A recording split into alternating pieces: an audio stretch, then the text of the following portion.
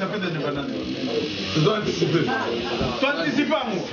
C'est là le 30, mais tu dois anticiper. Tu anticipes pas, moi, les 30 c'est dimanche. C'est pour la musique. Non. Ah, on va musique au sommet. Ah, musique exacte, hein? Et puis, tu peux qui s'appelle musique, tu peux qui s'appelle live. Concert live, tu peux qui s'appelle musique. Faut que tu musique en athème, Papa, je suis du média, je pose la question. Lelo bino bozo sepela. Bozo sepela, eza esengo. Ko sepela ba accompagner yango na mwa boki, na mwa ndule. Est-ce que seule la musique moto et détruire mboka topé eza na ba secteur mosusu pe et détruire mboka ou bino pe beaucoup interdit? Moi je dirais les gens doivent être conscients.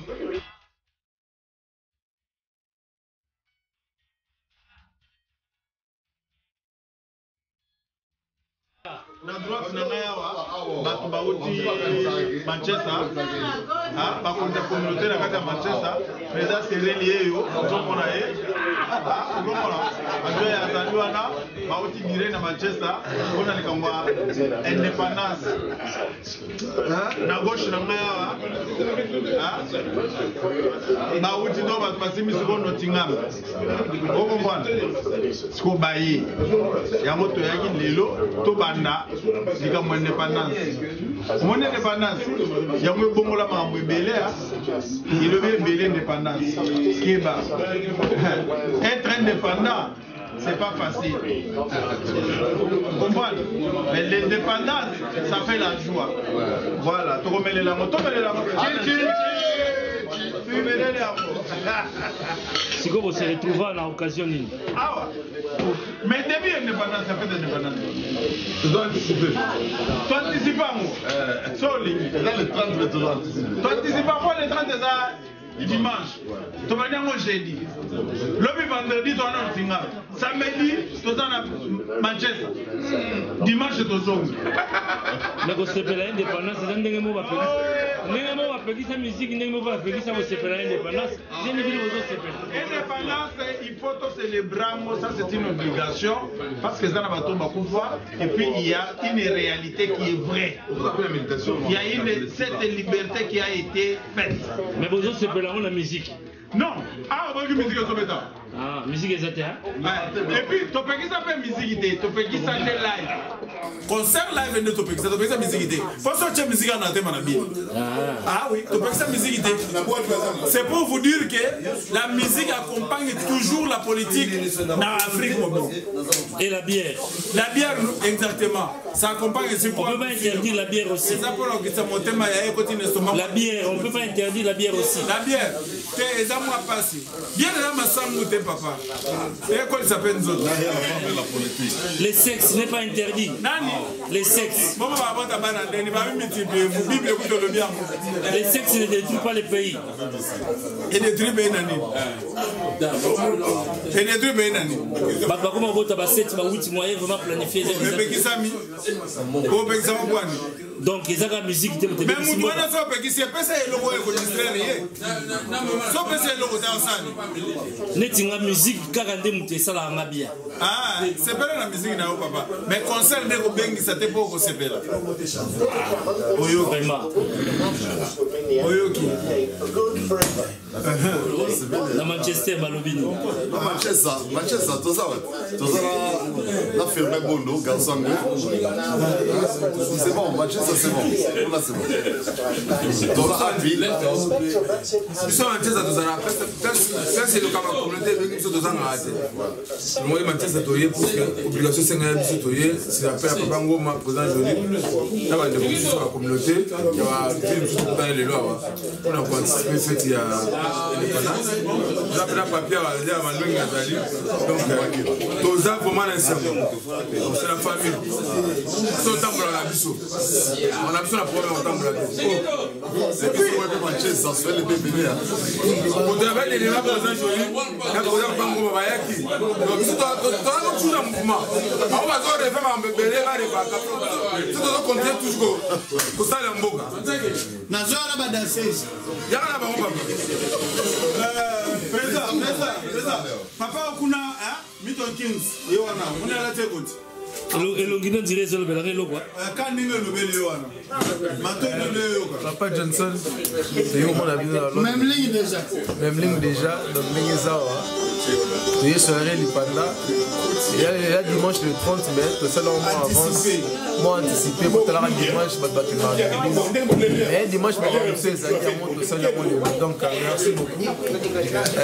J'espère que beaucoup enjoy le 30 juin. Papa Ngoma. Le président de Un mot pour la communauté. le président. La communauté continue à être éprouvée. Yakando, kotoyo, Nottingham.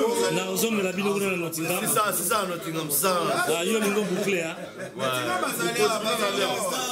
Nottingham Bazalia, président là. Mamana. Un mot pour la communauté de Nottingham. Non, mais communauté Nottingham, tout ça. Par rapport à appel, il y a communauté à London. De répondre présent. Malgré qu'il y a des choses où il faut tout régler ensemble. Mais tout ça, la toi attaque ma communauté parce que différentes villes, à peine à ma proposition, ensemble. Et puis Nottingham doit participer pour que la communauté nous sache qu'ils sont ensemble, qu'ils évoluent ensemble. C'est tout. Merci, merci. Président Londres, mais la moni, papa, passe parole pour yo se présenter. Alexis Mabissa. Donc, nous avons maintenant. Les personnes qui font l'appel à Londres, oui, que la province de Salva peut se réunifier. Donc, il faut que nous ayons clairement pour tout le monde. Donc, la matière sera pas passée. Je vais à Londres. Next time, il y a un autre film. On était pour ça ensemble, tout ça va aider, comment tu vois ça pour la mission. On qui n'a pas montré à toi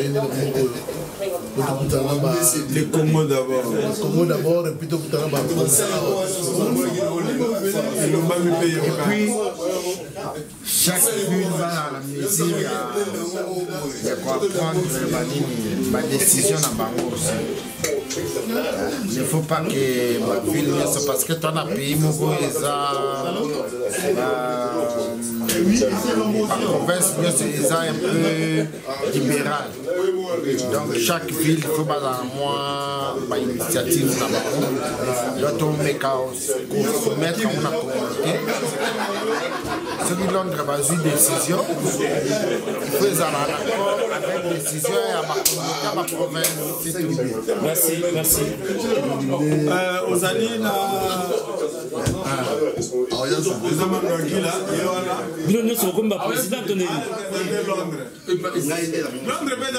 Moi, je suis simple représentant à Londres.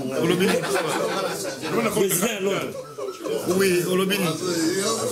Ah, ngala tuni motuna. Ouais. Les lobos c'est l'indépendance. Parmi bateaux bozo c'est l'indépendance. Basusu bapegisa ndule. Ndule 8 ans. Ndule beta malisuté.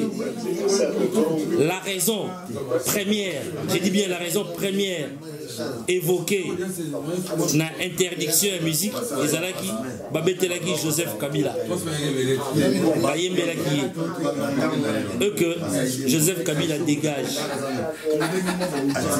Au jour d'aujourd'hui Joseph Kabila est dégagé. Papa, je suis du média, je pose la question. Lelo bino bozo sepela. Bozo sepela eza esengo.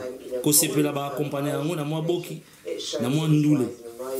Est-ce que seule la musique moto et détruire mboka topé eza na ba secteur mosusu pe et détruire mboka au bino pe beaucoup interdit. Moi je dirais les gens doivent être conscients. Bateau faut pas être conscient d'abord na makambo na biso. C'est-à-dire il y a une grande distraction quand tu pas na biso. Na kata distraction on a tout ça peu moins musique. Il faut battre comme na niveau ya koyeba ke toyaki awa na diaspora toyaki mpona nini mpe susi na biso mpona mboka eza nini. C'est ça qui est important. Si tu continues dans ma communauté, c'est juste pour récupérer les âmes, pour récupérer Batou. La place même il y a l'église. C'est-à-dire pour récupérer Batou, base à la conscience qu'il faut faire quelque chose pour la mboka na biso. Alors comme maintenant la piste mon côté au Zangatina, il y a ma musique parce que nous répétons pour rien. Je suis désolé sur Bengamwe Zangatina. Oui, parce que concert par il y a culture na biso. Non, concert est bête jusqu'à nouvel ordre ngate. Na lobby marambo ya concert. Moi je le fais que le rôle de jouer, non, je ne joue que mon rôle dans la communauté. C'est-à-dire mon rôle dans la communauté, c'est la récupération de négocier dans l'ensemble. Pour tout la vision, la vision vers Mboka la vision. C'est tout. Ma musique, voilà, l'on a ma manque d'arguments ou non, l'on a ma parce qu'aujourd'hui, moi qui vous parle, non, il y a l'EF. S'il vous plaît. On l'appelle Maramba Guinness. On l'appelle Maramba Sex. Dans la conscience de la responsable, c'est-à-dire quoi? S'il vous plaît, pardon. Bana biso ba kufi mingi na bambeli awa. Tozala niveau conscientiser batu pour ba zonga na kata famille. Ko zonga na famille ngelo bani. C'est-à-dire ba parents faut pas comme responsable ya bana ba. Makabo biso communauté o zonga to sanga awa. Ezali poto zonga ba responsable. C'est-à-dire quoi? Ezaka makama mboka tem de intéressé mais ça ba kama ba famille na biso. To yaki awa pona nini to kotika pe eloko nini ana mboko. To zonga ba peuple musuba otika et vraiment comme na mboko yo na ba business mususu. Mais biso to kotika pe la mentalité. Alors mentalité la biso d'abord bolingo. Tous ensemble. Je reviens à ma question. La question a été posée de la sorte. Est-ce la musique et Zakaka, Yango, Moto et détruire tout pesant dans le secteur Mosusu et détruire?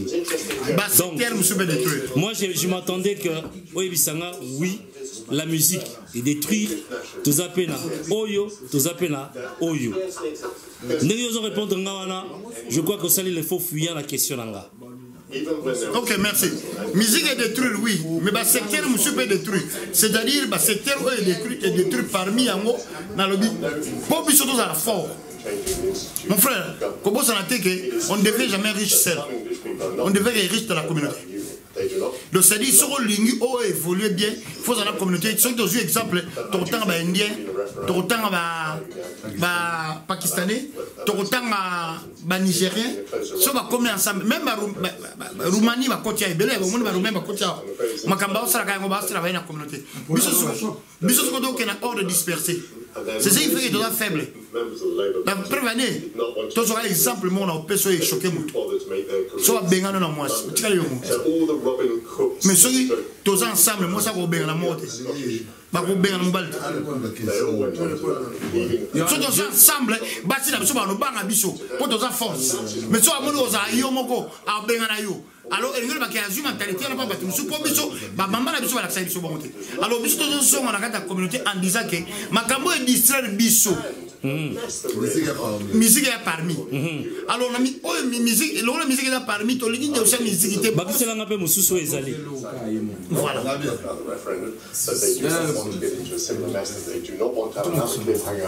La même question posée. La question reste valable. La question reste valable pour tout le monde. C'est fermé Manchester. Je ne sais que tout. Je crois avant la caméra. Dans le Congo, mon musique, Jenson Keto, Rokoma, depuis 1985, quand maman a défendu la musique. Si on a tout ça, bilan à you. La défense dont elle a posé la question, je suis au milieu du village, je dois recueillir les avis des uns et des autres. Il y a un zongi, un PSIO, jeunesse na yo, na na Congo, Jenson Keto, aussi mes caméras. Alors, on parle depuis 85, les musiciens. Fais ça bilan à yo. Peut-être, excusez-moi pour notre question de journaliste, mais la zone a un schéma. La bénéficiaire, pour un époque, on a beaucoup. S'il faut répondre, on a ce sont les bénéficiaires. Ok, c'est ça. Peut-être on bénéficie de la relation. Mais au Congo, bénéficie de la c'est plus que l'argent. Mais au Congo, bénéficie. Mais la monique, n'est que présent autour du papier autour du bas. tu vends moins 10 ans, 12 ans, et Kimia, et des bus et bébés. Je crois que la musique, on va dire, mais là, on a fallu la musique. Il fallait 5 ans, c'est un bon bébé. Laisse-moi te poser la question. Que ça soit personnel maintenant. Et loko nini musique et salayo yamabe. Non, musique et salanga yamabe personnellement la musique et sali communauté congolaise. Oh yo, nalobi na la personnel. Non, na mi na personnel parce que ngai na beta na j'ai jamais été producteur. Naza mélomane car on congolais pour la musique donc la musique. Mais ba ndeko ba réfléchir peu que loko yo to moni que voix au eza blocage il y a destruction il y a jeunesse eza yango. To kuya ki yango. Moi je suis plus dans la politique. Est-ce que Zaka a la seule musique? C'est là où moi je pose la question. Est-ce que Zaka a la musique est celle qui a détruit les lots? S'il y a des chambardements au niveau du pays, s'il y a eu un nouveau président, en quoi la musique a-t-elle joué en faveur ou en défaveur? Il y a changement. Non, question ça dit quoi? Attention à la genèse. Pour les autres, musique pour les autres, qu'est-ce que la musique a fait pour tout le monde musique et dans la pote. C'est ça non la question. Nous allons faire la honte. Ce que la zone est bandeli. Pourquoi va payer sa musique? Oui, bien moi. Frère, comme monopoliser parole, t'es prise. Comment on y a la robac? Ça, c'est ça. C'est ça. C'est ça. Donc, ça dit quoi? Les années, il y a un constat. Elle est constat de quoi ça là qui? Les années, il y a une musique. Bataille. Puisque dans Londres, on a la musique qui est bêta. Comment on va se démerder? Mobilisation à Batou. Tous les pays locaux, surtout côté les locaux, on est représenté le but. Tous se focaliser pour la libération du Congo. Pas télémaki. Le nom Batou maman, elle va 20, elle va 30 ans, 50 ans, à mon internet, moi je vais le binin. J'ai un film, oh il a 10 ans donc il peut monter. Alors, constatation, il fallait ça. Le collègue, les musiciens, pas à la patience, pas à la paix des marches. Pour les musiciens, on va faire des marches. C'est pas ça la mémoire dans le musicien. C'est pas ça ini. Pas ça la demande dans bango. Bande ko ba kanga musique. Ba ovanda pe ba tali demande. Humilité peso zala. Talo ko kwandi ko feke na pari. Akena ngone ngwana. Ata ba tali ba ndima. Mais yo yena ngona loma. Bato aboyaki likambo yo yoko imposer. Ça la démarche bande ko na yo bokoma. Ndenge ba ko posedi ba ba olinga. Ba ko koma, ba ko solola. Ne bande ko ba ko tala pe. Bon, totala ne ko tala. Mais yo zo yana ngona ndenge imposition. Et aussi maté. Ça la l'examen ko pa ndele. Dans la rôle au sens moni dans la culture moko il faut mon ami qui partout donc les a parmi les fofolés là dans celui kamweza atamuta kufina malaria katamtungwa noko mkwani na famille moi moko boye mutwana kokufa normal c'est la même chose au monde ma kamwezo le kala ma kamwezo la musique est la même chose. Donc, musique, na nini, na communauté, na biso, musique est roti na mutaï bate. Tolo bate ke bato bakota ba musique à Elton John. So ba yibi faut ba condamner Elton John. Tolo bate ke bato bakota ba non. Chacun est responsable. Mutu nyonso aza responsable ya vida ye. Soko moni qu'il faut que uyiba kokota concert wana etali yo etali musicien te musicien mo te ke na obeta porte moko leo na obeta concert yiba posana il faut pas toluka musique eza mpona kokeye peuple biso te bakongolais il faut tozwa na position wana musicien aza wana ntango wana ba moment stress ou que musique na un point bas rien à voir l'éducation bana rien à voir na makamba koyiba rien à voir na makamba wana para éduquer moi na non na soko éduquer moi na non na ndako koyiba te pas soko pesi moi na bonne éducation na makamba wana donc il faut à la croix musicien ayo edikele omona te na ndako musicien ayo pesa linie na yo te ya banda na ndako donc il faut la logique to mélanger makambo nyonso te totika bamusicien basala mosala na bango ya musique biso mpe tozala misala na biso comme baparent to continue bon ozomona problème toana na Congo eza problème il faut totika kopesa toujours faute na bamusicien so problème ekweleli yo omoluka bato nini opesa faute faute eza ye non ndenge toza parmi biso tu bato tolobaka musique ebeta te ou bien musique esala moto biso tu toa badile moi je vois mal un adulte azolobaki non ye soki makambo ne marche te eza faute adulte soit toza adulte soit toza mineur nde tolobaka ozomona soza adulte prends tes responsabilités agis-toi comme un adulte point barre. Donc moi je pense pendant ce que ça n'en peut ça exemplement bouquet ça c'est bon dans l'exemple il y a jeune frère Nabiso Fali Banda ayembela ni politicien ni batouana nyonso au contraire ayembela banzembo bakongo ayembela banzembo moi je vois mal Mutabongo oya se déplacer à kati ba concerne voilà par exemple docteur Mukwege wasala musala makasi ti so na Norvège so na Suède pour la prix Nobel là Mutabongo peut ça donc ba congolais il faut tout humanité avec émotion on dit souvent que là-bas pour réagir avec émotion so moninga malobi ça to kangi tout le monde a émotion faut to ko bana niveau merci yoza parmi bato ba boya musique et salaoni ba concert et salaoni Kento ba concert remet salaoni problème nanga eza individualité ce qui est individualité wana kotuna mane moi mon problème c'est le Congo parce que seul je ne peux pas combattre pour le Congo il faut que force moko ezala toka ama poto pour la force les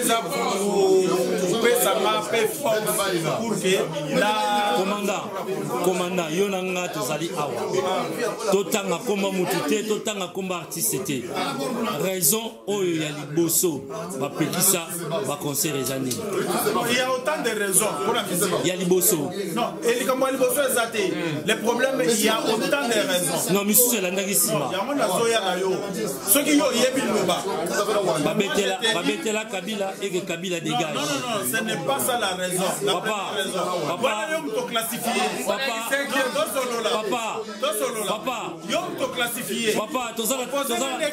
à Londres. Raison oyo ba pekisa musique ezala nini.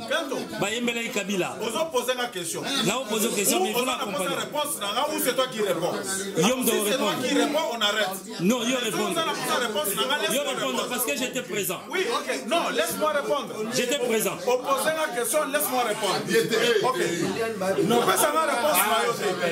J'ai dit ceci. Il y a autant de raisons au yo ba pekisa musique. Classification exacte. Mais le problème que c'est ça des raisons. Là on discute pas scientifiquement. Si on commence pas par la première raison, si on commence pas par la première raison, dans scientificité. OK? Dans scientificité. OK, tokei. Omoni ndebonanga. Musique yo na bozolo melana noir à l'étranger. Qu'est-ce que le Congo perçoit la musique? Le gouvernement congolais percevoir ni la musique. Qu'est-ce que le gouvernement congolais donne à cette musique? Mais pourquoi on va déclarer Bayobe? Pourquoi le gouvernement est pas dans aussi longtemps que le gouvernement est pas mais il fallait tout dans Bango. Parce que là, Bango va. C'est toi qui pose la question. Ils deviennent riches, ils deviennent ce qu'ils sont. Ils vont percevoir, ils vont percevoir. Mais le gouvernement, comment ne perçoit rien? Alors comment on est conversé? Parce que le gouvernement ne donne rien du tout. Et alors? Il n'y a pas une politique culturelle en place. Voilà, alors. C'est pourquoi nous sommes les meilleurs pour que ma communauté soit en place. Le gouvernement a soit pas raillé. Total me la paix à Boki. Total me la paix bien. Mais avec les autres hôtels et Mélango, Total me la paix bien. non, dans le lobby. Total me la paix sexe. Malembe. Babylon Bozolo Bana au risque de la banalité. Parce que ce sont des individualités à vous. Cela ne dépend d'une personne à l'autre. La musique aussi. Non, on va ceux qui déjà au Kenya va sexe. Maintenant, la musique va botter du sexe. Comment tu vas interdire le sexe? Va marier, va sexe. Pourquoi la banalité ou le mot qui détruise la société congolaise. Hormis la musique, il y a aussi la boisson, il y a aussi le sexe, il y a aussi les... Dans le film Moko documentaire, là on parlait de la liberté sexuelle en Hollande. Batubasa sexe na moi na balabala. Est-ce que c'est la même chose que dans le Congo? Non. Dans le Congo, il y a ce qu'on appelle atteinte à la pudeur. On a dit la main poussée sous-vêtement libanda au Kangayo, au tribunal. Mais tu me souviens ça là, on a pas on se comprend. Ah, en Angleterre, on a bakiti ba pantalon. Toi, tu ne peux pas le faire. Papa. Alors, atteinte à la pudeur, c'est une infraction. Alors, quand on a dit que non, pour la sexe, c'est pour la nuit. Non, ça sont des infractions. Et cela ne dépend pas du Je demande une émission entière. Oui, je veux bien, je suis prêt, on va parler. On va parler. Je demande une émission entière. À ce qui est la bière, papa. Partout au monde, mon côté, c'est la publicité bien nette. Et là où il y a des petits enfants, il y a des mineurs, publicité, ils ont un petit bouton. Et le moins on a la radio, on a la télévision, on a les médias, et que tu n'as pas la barre. Voilà pour la bière. Mais dis-moi, c'est quoi ça? Voilà pour la bière. C'est quoi ça? Ah, c'est quoi ça? Vous avez détruire jeunesse, vous détruire Bana. Je crois aussi que moteur Azo Pekissa, il faut y avoir pas mis Pekissa au Congo. Ah, mais c'est ça. Il y a beaucoup de gens qui pour remettre en ordre. Il faut que se sanctionner. Comme ça, l'État, comme on a dit non, comme le bateau va se sanctionner, l'État passe au aliment. C'est ça. Désormais, président Joly, pas plus de 3 bières dans le scénario. Dans l'équio. Dans le scénario, on a beaucoup de temps. Ce cas, on a 3 bières, ma président. C'est la même question qui est posée. Tout ça, tout ça. Bière, la musique. Il y a ma belle nini et ça là. Il y a musique, ma belle nini et ça là, mboka na biso.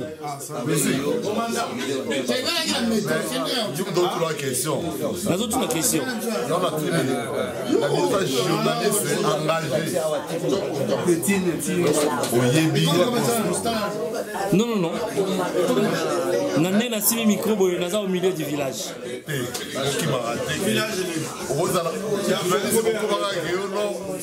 Naza au milieu du village. Les lobbies où tu fais l'ambassade. N'est-ce pas? Fête il y a 30 jours l'ambassade. Il y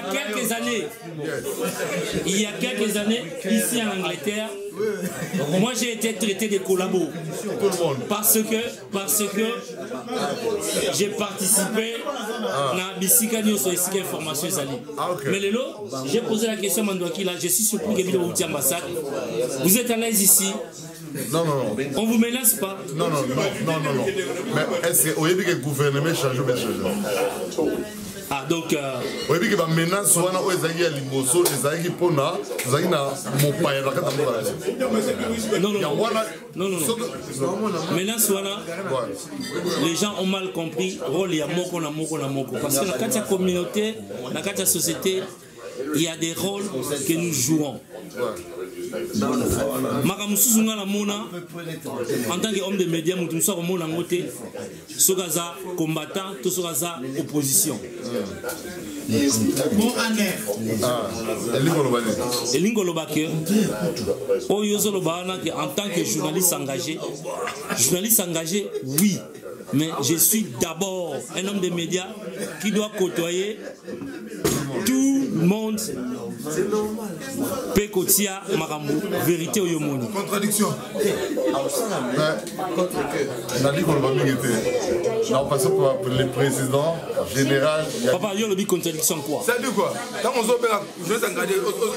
Je vais s'engager. On a un journaliste engagé. Yem d'abord un journaliste engagé. Mais vous trouvez qu'on confirme que. Yem d'abord un journaliste engagé. Mais puis c'est quand on a dit, autant on vient que je vais s'engager maintenant. Yem d'abord un journaliste engagé. C'est au milieu du village. Mais je t'inquiète. Je t'inquiète, je vais s'engager. Au milieu du village, je l'ai toujours dit. On a hypocrisie. Au milieu du village, j'ai arrêté. Au monde. Ezalaka. Ça dit quoi? Ça dit quoi? Au monde. Ezalaka. Keto. Yes. On a un média. Sauf qu'elle est dans télé 50. Il y a une ligne éditoriale dans Bango. Par contre, on va opposition. Les médias, il y a pouvoir. Donc, ligne éditoriale dans Bango, Kabila. Si on a une réunion de la TV, il y a jamais Bemba. Les médias, il y a opposition. Non,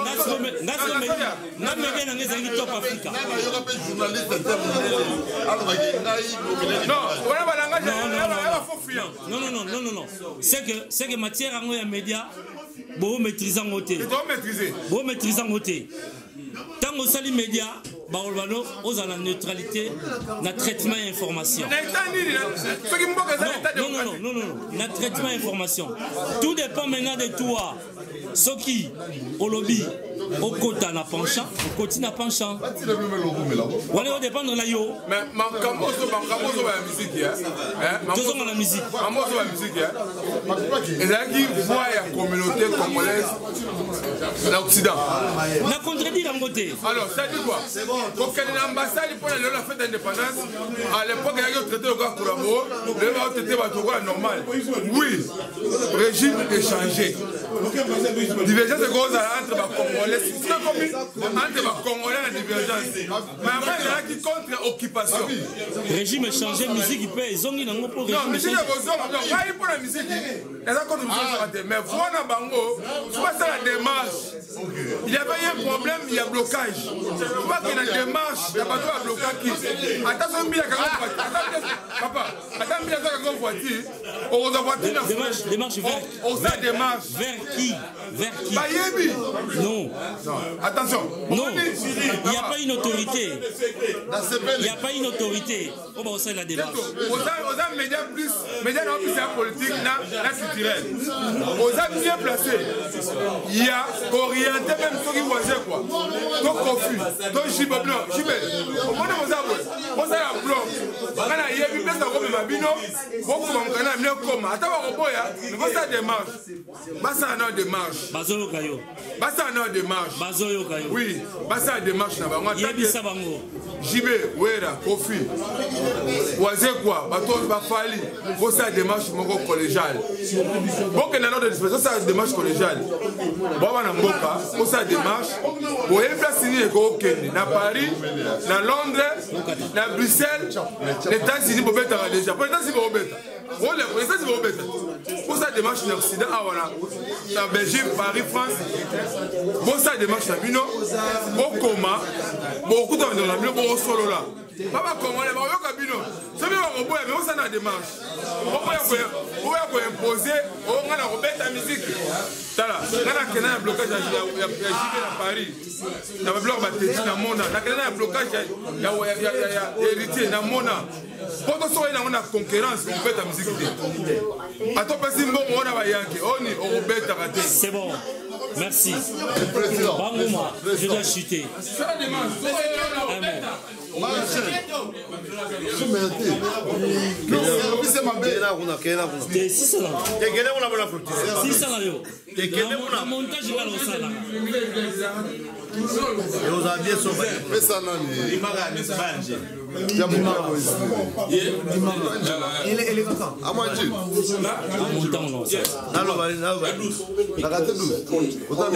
La lumière, il y a c'est le Bamia. en tant que président, Sogo conclure Nini. À propos, il y a un problème qui dans la communauté. À propos, il y a interdiction à concert. Est-ce que reprise à concert est probable ou pas? Voilà. Normalement, je n'aime pas intervenir dans ma place. Non, le micro capte 5 sur 5. Par respect. Par respect envers journaliste. Ma place est à Moutou dans le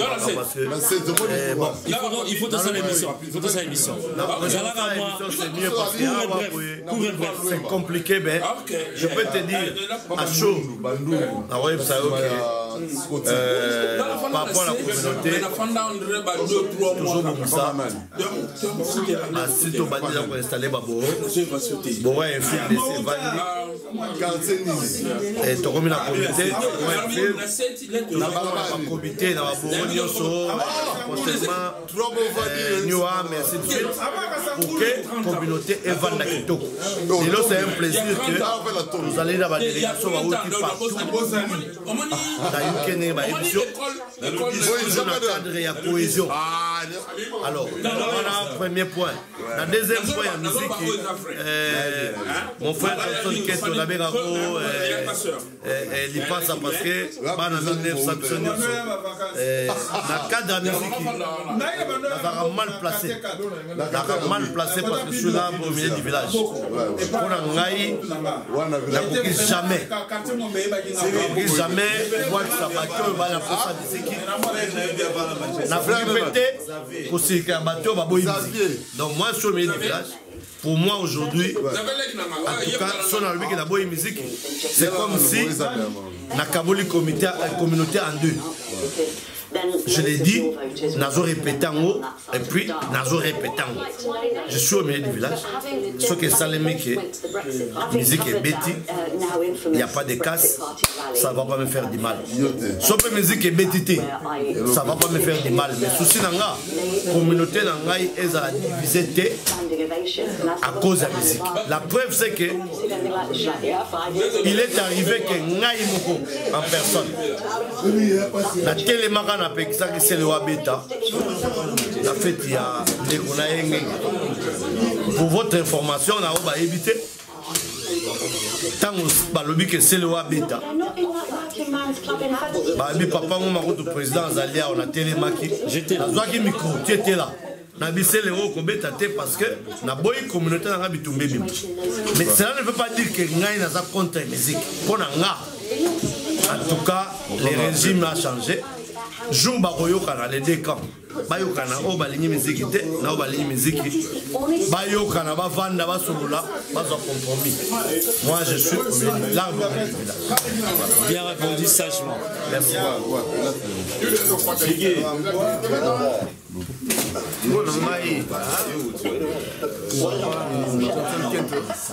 Vous avez que dans la guerre, il y a ni vainqueur ni vaincu.